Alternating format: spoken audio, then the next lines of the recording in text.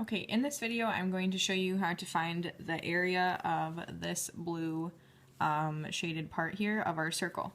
So to do that, we need to take the area of our sector minus the area of our triangle, two things that we already have learned how to do. So the sector is this whole big slice here, and then subtract the triangle out of it. So first, let's find the area of our sector. So to do that, we use our area of a circle formula, and that is I'm going to put a circle here so we don't forget that's what it is. So area of a circle is pi r squared. And to find the area of that sector, sorry, I wrote it kind of big there. A sector is the length of our arc here times the area of our circle. Okay, so the length of our arc is 120. We divide that by 360 because that's a fraction of the circumference of the circle that this is, times pi times our radius, which is 3 squared of 3, quantity squared. All right, so now this is where some of us have been running into trouble, is with simplifying this fraction here. So right away, this reduces to 12 over 36. And then 12 over 36 also reduces to 1/3, okay? So you may have to practice reducing some of these, use your calculator if you need to. Okay, we're going to multiply this times pi. And then this quantity squared here is 3 squared times the square root of 3 squared. 3 squared is 9, right? 3 squared is 9. The square root of 3 squared is 3 because that square root and the square cancel each other out. So we end up with 9 times 3, which is 27.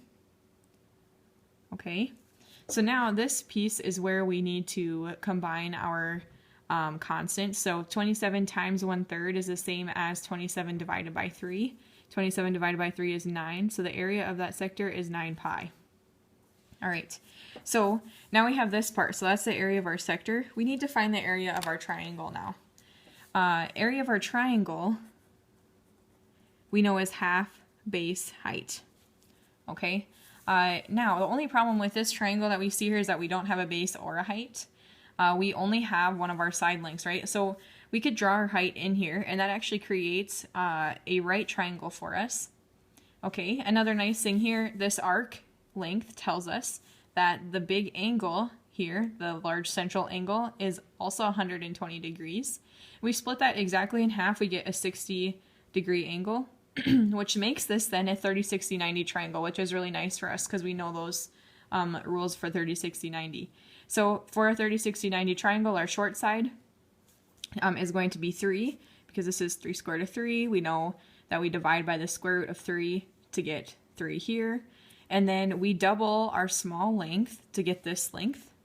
So that's going to be 6. So now we have all 3 sides of our triangle.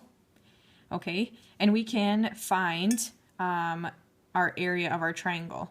The only catch here is that we want the area of this whole triangle, and I only have the side length for this, so we'll just double that 6 for our base right here. So when we do that, we end up with 1/2 times, well, 6 times 2 here to get this whole length is 12. So I'll put our 12 in, and our height is 3. Okay, so now this is where we reduce. So 12 times 3 is 36. 36 times 1/2 is 18. All right, you could also think of this as 1/2 times 12 is 6, times 3 is 18. Now, we have the area of our triangle, we have the area of our sector. We're going to put them together to find the area of this blue shaded piece. So when we do this, I'm just going to write it down here. The area of our sector, we go up here, is 9 pi. And the area of our triangle right here is 18. So this is subtracting, remember. Okay, and then we look at this and say, can we reduce this at all? Now these are not like terms. This one has a pi in it and this one does not. So we're going to say this is just our answer here. And remember your units squared.